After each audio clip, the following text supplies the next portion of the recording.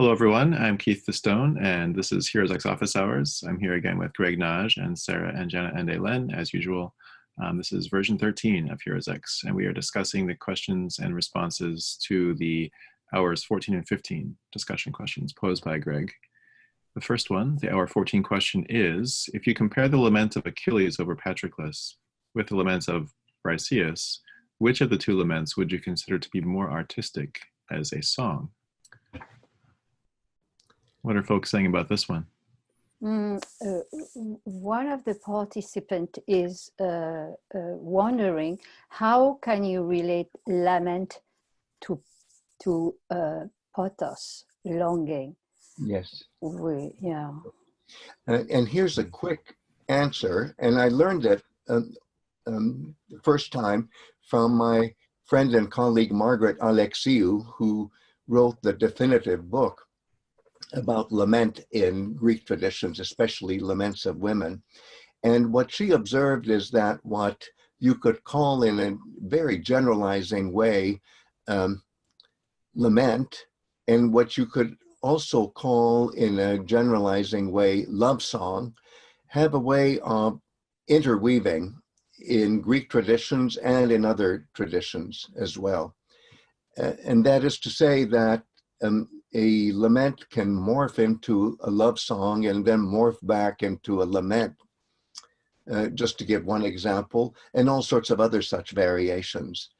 And pothos is definitely the driving force of love songs, because pothos means yearning, longing, often with a sexual implication, but not necessarily.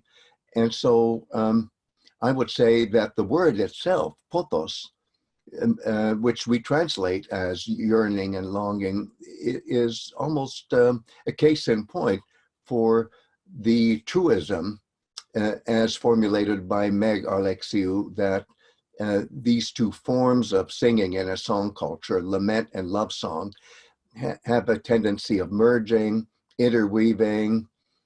What other metaphors shall we find? How about fusing?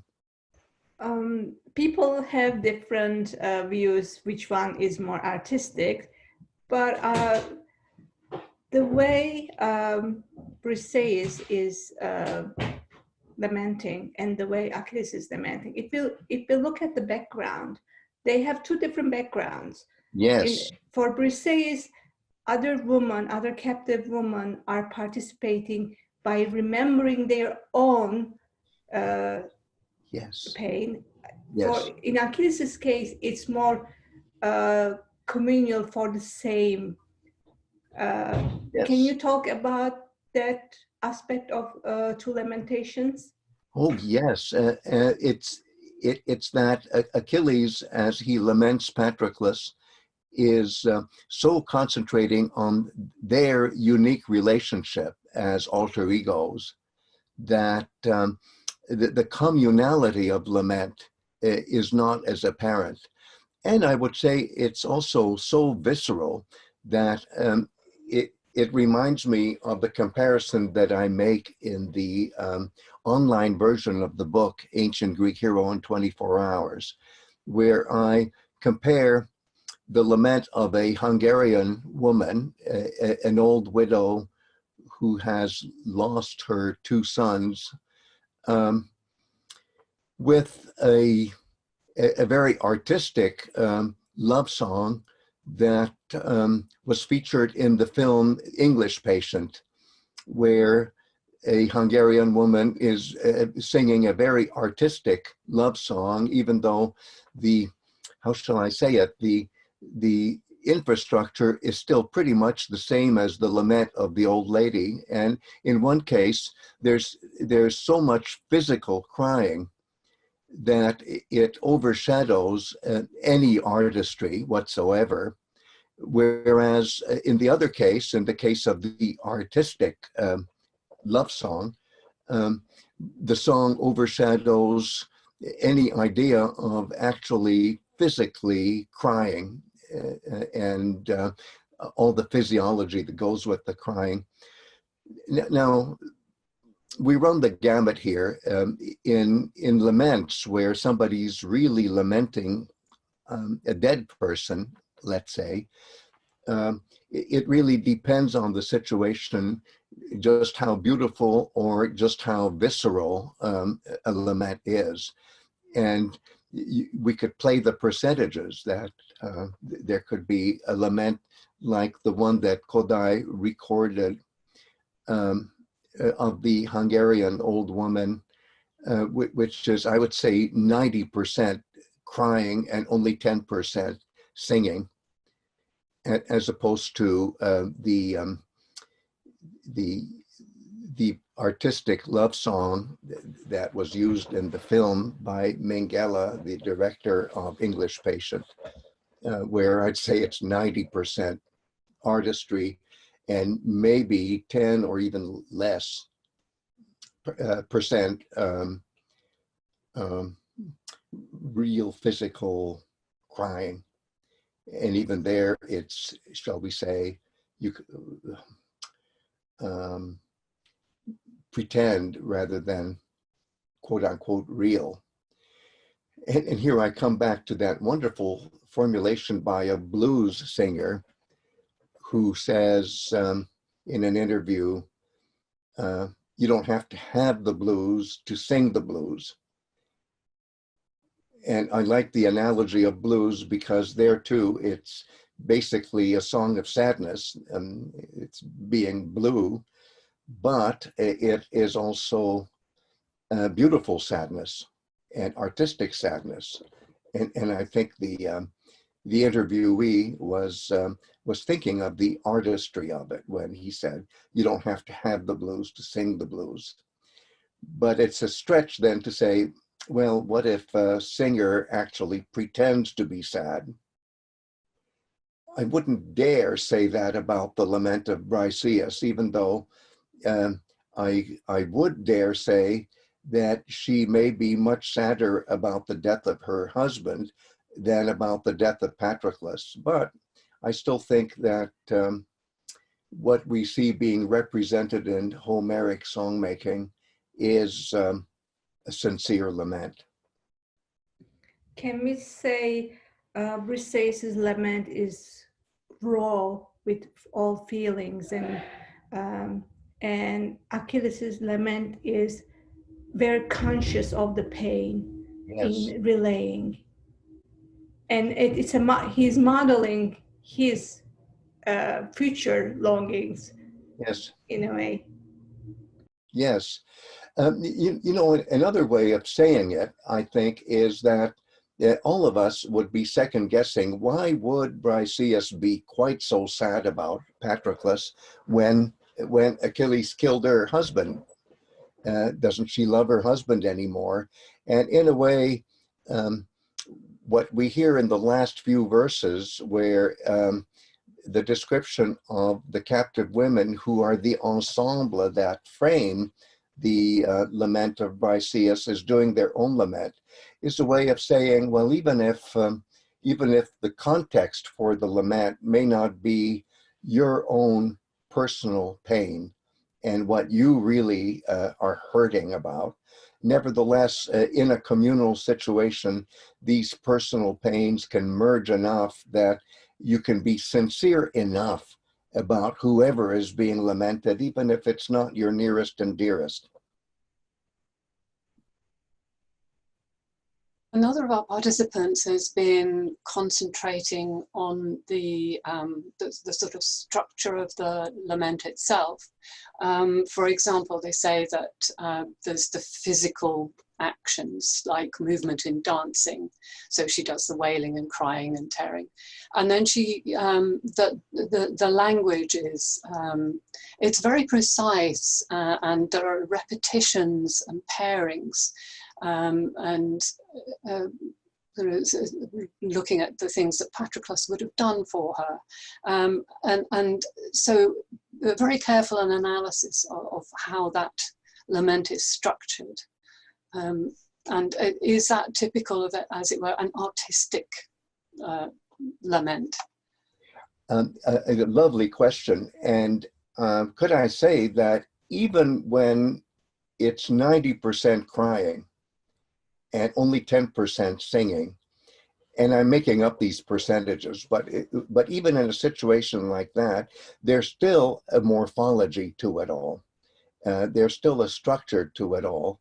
And anthropologists can still be looking for, well, where's element A? Where's element B? Where's element C?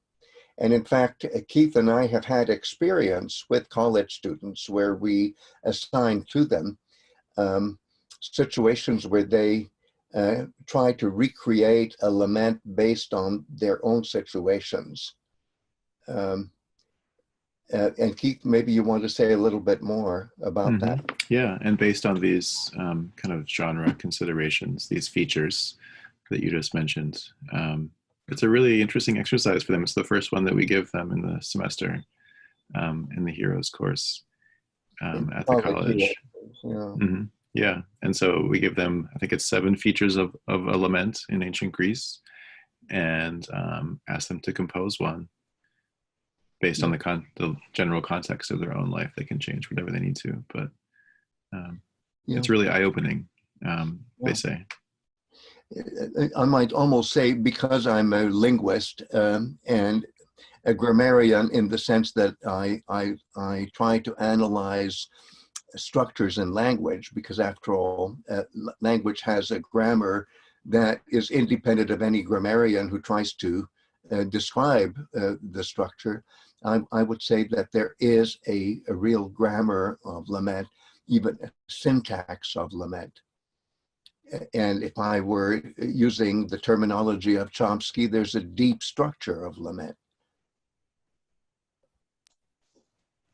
It's really, really fascinating. There's someone else has been comparing Briseis and Achilles, and particularly Achilles. We see this big movement right at the beginning where he flings himself down.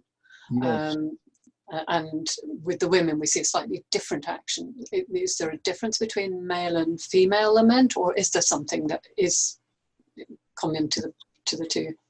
Again, a lovely question, and one of the most persuasive answers to that question is a book by Hélène Montsacré called The Tears of Achilles, in the English translation, Les Larmes d'Achille, where she shows that if you look at the way Homeric song culture describes men's laments and women's laments, you realize that there are gendered differences, that when it comes to how men cry, they cry, the physiology of crying is in some ways different from the way women cry and the physiology of their crying. And this includes hand gestures, the whole thing. It's not just tears flowing from the eyes or all the other things that come with crying, heaving of the chest and so on.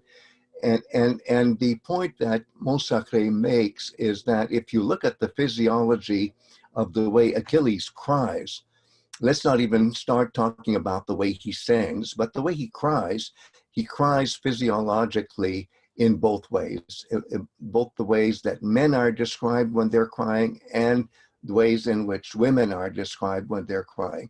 So then you add the factor of singing, since lament is singing while you're crying while you're singing, and you realize that Achilles, in this respect as well as in so many other respects, is a virtuoso of the song culture. He can cry better than anyone else. No wonder that I think in the ancient Greek song culture, if you even mentioned Achilles, people are tempted to cry. It's that kind of power that this character has over the song culture writ large. This point about gender differences, I was just now looking back at the text of these laments, and when Briseis ends, the master narrator says, in the translation of Butler, "So she spoke, weeping, and the women kept on mourning in response." And then after Achilles is done, it's very similar. He wept as he spoke, and the elders, this is Odysseus and Agamemnon and Menelaus, sighed in concert as they each thought on what he had left at home behind him. Beautiful, beautiful. And I would say there, the response of the other Achaean men is more gendered than the actual lament of Achilles, which is less gendered in the sense that he can really combine the way men and women cry, or instead of combined, let's say fused. And fusion is not the same thing as confusion. It might appear as a confused way of singing if you're not connected to the grammar of crying and lamenting in general, but there really is a deep structure here. Well, I suppose we ought to turn to the next discussion question. This is for hour 15. From Philostratus and other sources, we get the distinct impression that the ancient Greeks had sentimental feelings about the heroes that they worshipped. Do you see any traces of such sentimentality in the Iliad and Odyssey? I can easily imagine, says Greg, why you could answer either yes or no. It's just that I see so many of them coming at me that obviously I would say yes, but I can imagine people saying no, and I'd love to hear reasons for it. Yes, there is a question from a participant trying to find examples of sentimentality. And he's asking, is in Odyssey, the meeting, the reunion of Odysseus with his father Laertes, is this an example of sentimentality? Well, I guess I would say yes, because it's almost something out of Proust. If I may engage my French interlocutor here, my Francophone interlocutor here with one of her favorite authors, it's a sentimentality of memory of what Odysseus was like as a boy when his father would take him periodically through the orchard and teach him everything that is in the orchard, the order of nature, or may I say the ordering of nature. And it's something that goes back to his childhood, and all this sentimental education of his childhood is located in a garden that is created by the father. So what a beautiful way for reconnecting with the ancestors, with the most immediate ancestor, who is the parent, by recalling and even, how shall I say, totally recalling that vast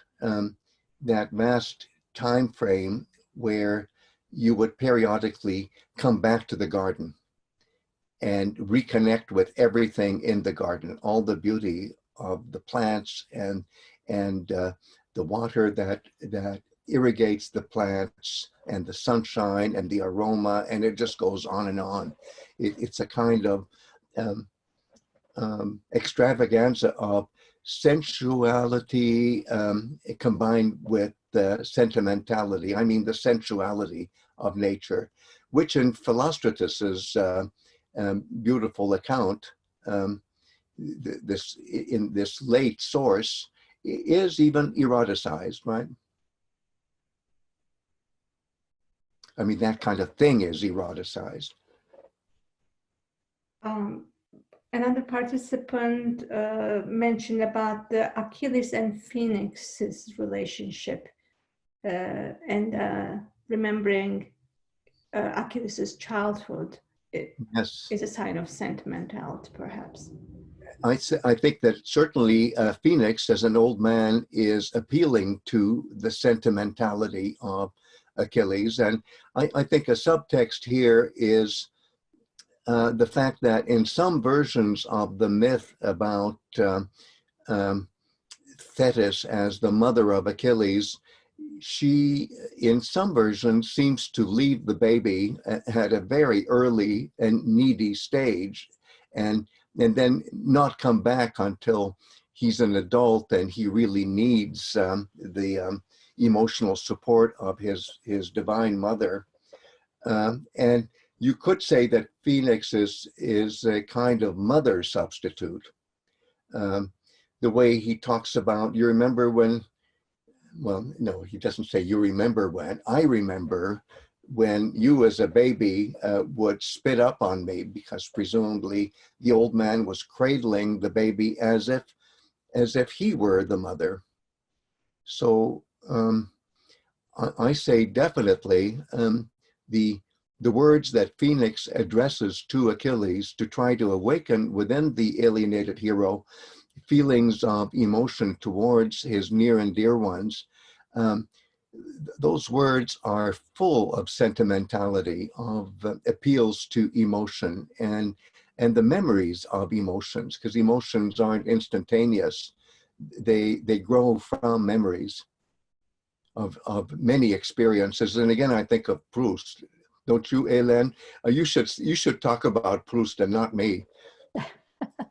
Well, no, but you're thinking of the passage with the Madeleine also. Oh yeah. my God! Yeah. Yes, Mm-hmm. yes, yeah. Mm-hmm. Indeed, yeah. It's a beautiful example. Thank you for citing it. Yes, the Madeleine. Unfortunately, when we buy it in the United States, all wrapped in plastic, somehow it doesn't quite capture it when you rip open the plastic. Well, you can bake your own. I do. So There you go. Oh, I would love to taste that. Oh my goodness, what a beautiful thought. Oh my. yeah. So Greg, another participant has been thinking back to something you were saying in hour 11, where you say that Homeric poetry tends to avoid explicit references to hero cult, but that the language used is consistent with understanding about cult heroes. And so they were thinking about the hot tears. This is a passage where I think Agamemnon's describing the funeral of Achilles and how they're lamenting. This relates to what we were talking about earlier. So is that the sort of language that you're referring to? Yes, yes. And it's true that in Odyssey 24, the camera is moving back. It's zooming out rather than zooming in. So all you know is that there's a lot of crying, lots of hot tears from lots of people, but it's so collectivized that you don't fully see the personalized aspects of how each person, in a sense, grieves in a special way. And I go back here to how the Homeric song culture, when it describes the lament of Briseis, does say that the lament happens within an ensemble of other lamenting women, and that different parts of the group would have different, may I put it this way, agenda of sorrow. So that relating to a cult hero could be something individual or collective. Yes, yes, and that's the beauty of ancient Greek song culture, that something that can be very collective, seemingly very public, can at the same time be deeply personal. It can touch individual members of the group in a deeply personal way, but it has to happen in a group setting. And so another aspect of this that our participants are trying to understand is if we think in a sense chronologically as to where the hero cult started, of the people who we hear about in epic, which came first, the hero cult or the epic? Because how did in which case, why isn't there explicit reference in there? Well, I am convinced that hero cult comes first, or may I put it this way, hero cult is primary. It's not that you have to have something and then something else develops out of it, but I'm saying that the container, the setting, the context for songs about heroes, I think can only make sense in terms of practices of worshiping heroes already, which can be traced back anthropologically to something that I think most cultures of the world, would understand as ancestor worship, call it what you will, but a kind of sacred connectivity with ancestors that pictures an otherworldly context. And if you like, I can describe it in that general way, but in Greek civilization as we know it, that kind of stylized ancestor worship becomes what I've been calling hero cult. And that's the term that I like to use in the online version of what we're thinking about, the ancient Greek hero in 24 hours. And so it's not as explicit in Homeric epic because that's become pan-Hellenized. Is that what's going on? Yes, and just to unpack what pan-Hellenized means in this situation, I'm not saying that pan-Hellenic is something absolute. I'm saying it's a tendency towards shading over local differences and highlighting those things that those many different aspects of song culture have in common. So it's a tendency. It's not a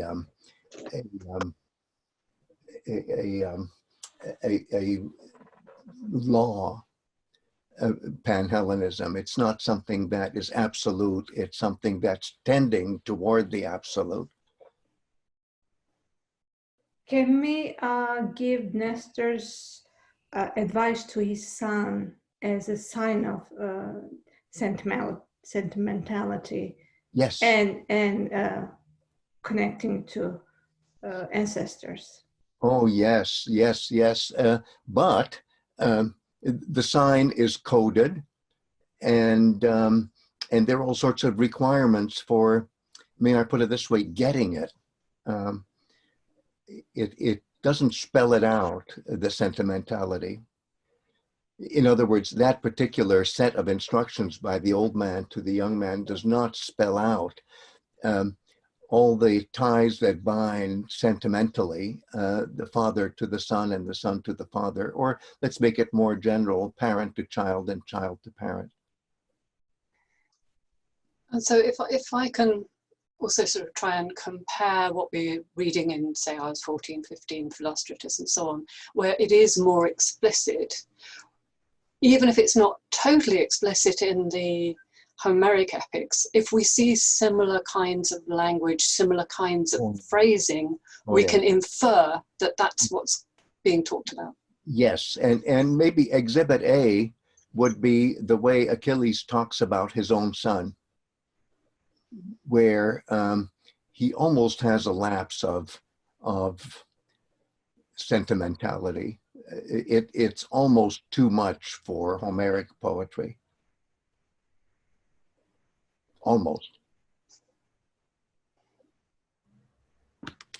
Well, participants, keep these wonderful thoughts and questions coming. So I love it. So that we can in turn have these wonderful conversations. Yeah. Thank you so much, you four. Yes, we really depend on the participants' wonderful reactions, because we have to react to this medium. It provokes reaction. Okay, hang in there, everyone. Keep reading. I know it's a lot of reading, but It's worth it. It's worth it, for sure. Oh, yeah. All right, till next time.